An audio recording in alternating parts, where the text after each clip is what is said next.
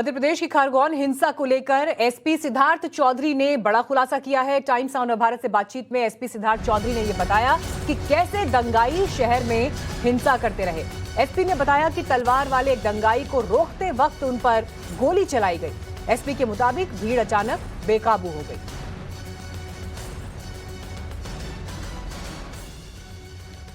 तो ये तस्वीरें जैसे ही रामनवमी के दिन पूरे देश ने देखी तो कई बड़े सवाल खड़े हुए कि आखिर इस तरह की परिस्थिति क्यों आन खड़ी हुई। लेकिन इस बीच आपको बता दें कि एसपी ने जो स्टेटमेंट दिया है, उन्होंने कहा कि अचानक पथराव होने लगा, पेट्रोल बम का इस्तेमाल हुआ, मेरे पैर के नीचे किसी ने गोली मारी और उस समय किस तरह की परिस्थिति थी उन्होंने इसको पूरा एक्सप्लेन किया।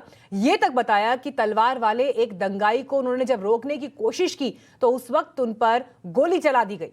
एसपी के मुताबिक भीड़ अचानक बेकाबू हो गई। हालात ऐसे हो गए जिन्हें काबू कर पाना बेहद मुश्किल था।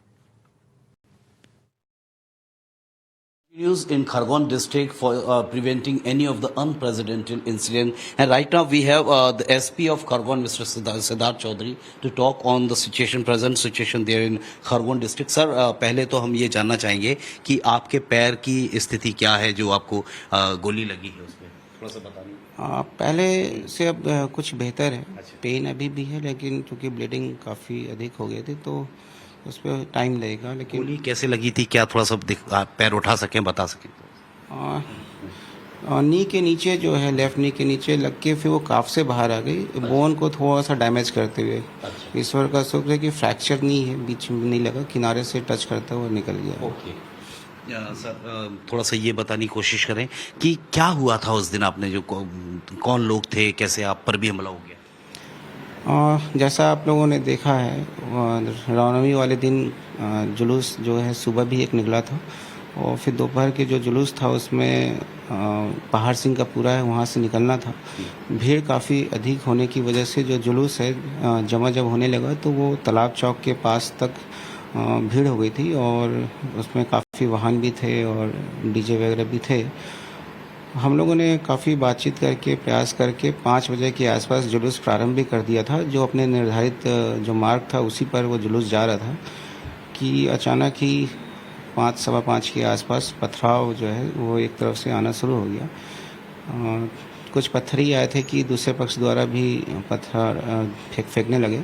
हम लोग मौके पे मौजूद थे और हम लोगों ने तत्काल ही एक्शन लेते हुए वहाँ पे टीयर गैस भी चलाए और भीड़ को अलग किया और थोड़ी देर बाद ही स्थिति समान होने पर जुलूस को प्रारंभ भी करा दिया गया था। पुनः जुलूस जो है अपने निर्धारित रूट पे आगे बढ़ने लगा था, परंतु इस बीच शहर के अलग अलग हिस्सों से हिंसा की खबरें आने लगी कि पथराव हो रहा है या आगजनी हो रही है। तो हमारा जो फोर्स था वो उसने कई स्थानों पर जाकर काम किया और लोगों को अलग किया, हिंसा से और अधिक गंभीर घटना होने से बचाया। और ये करते करते काफ़ी देर हो गई थी कि 6:45-7 के आसपास संजय नगर की खबर आई थी कि वहाँ आगजनी हो रही है और दो पक्षों के बीच पथराव हो रहा है। इस सूचना पर मैं अपने फोर्स के साथ वहाँ पहुँचा तो वास्तव में दोनों पक्ष में बीच में काफ़ी गंभीर रूप से पत्थरबाजी हो रही थी और कुछ आवाज़ें भी आ रही थी जो पेट्रोल बम आदि की थी और कुछ घरों में आग भी लगा हुआ था। सर, हिमाकत यहाँ तक हो गई कि पथराव तो ठीक है, गोली तक चल रही थी और आपके पैर में गोली लगी? अब उसमें एक व्यक्ति जो है एकदम से एक पक्ष का दूसरे पक्ष की तरफ तलवार लेके दौड़ा और गंभीर घटना न घट जाए तो हमने उसे पकड़ा। तो तलवार भी चलाया था तो उससे भी कुछ चोटें आई, परंतु हम लोग उसको पकड़ ही रहे थे कि वो एक तरफ भागा अपनी गली में, तो उसके लिए पीछे मैं था तो उसको कोई कवर दे रहा होगा तो उसने फायर कर दिया, तो फायर से मेरे पैर में गोली लगी। तो जो फायर किया वो अनआइडेंटिफाई अभी कि किसने किया? आ जाएंगे, नाम तो संभावित है कि आ जाएंगे, कुछ जो वहाँ के बदमाश हैं वो कार्रवाई में कितने प्रॉपर्टीज टूटी हैं और कितने लोगों को अरेस्ट किया गया है FIR?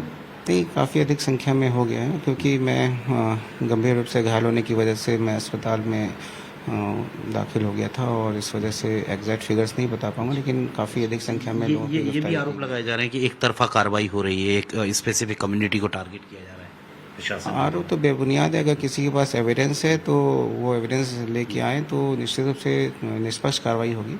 अच्छा, डेमोलिशन जो चल रहा है सर, उसमें बता रहे प्रधानमंत्री आवास भी गिरा दिए गए, या उसमें कुछ भूल से हुआ या कैसे?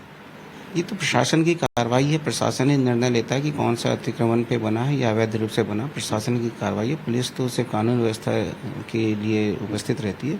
प्रशासन बता सकता है कि कौन सा अवैध निर्माण है या अवैध निर्माण तो है। ये सर कार्रवाई जो की गई है किस नियम के तहत की जा रही है, जो मकान गिराए जा रहे हैं, प्रॉपर्टी गिराई जा रही है? अवैध अतिक्रमण होने की वजह से ये सब चीज़ें की जा रही है और प्रशासन इसमें निर्णय लेता है। तो सर इनको पहले से नोटिस दिए गए थे जो गिराने के लिए, या फिर सिर्फ ये घटना के बाद ये अचानक हुई कार्रवाई? ये आप प्रशासन से पूछ सकते हैं। अच्छा अच्छा। और सर आगे अभी क्या कर्फ्यू की स्थिति रहेगी, क्या कंटिन्यू रहेगा कर्फ्यू या? मैं चूँकि अब घर पे हूँ और बाहर की स्थिति का एग्जैक्ट अंदाज़ा नहीं है, तो जो भी अभी उपस्थित अधिकारी हैं वो आपको सही उत्तर बता पाएंगे।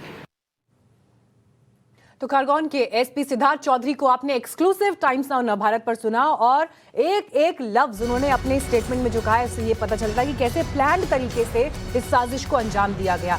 अचानक वहां पर पथराव शुरू हो गया।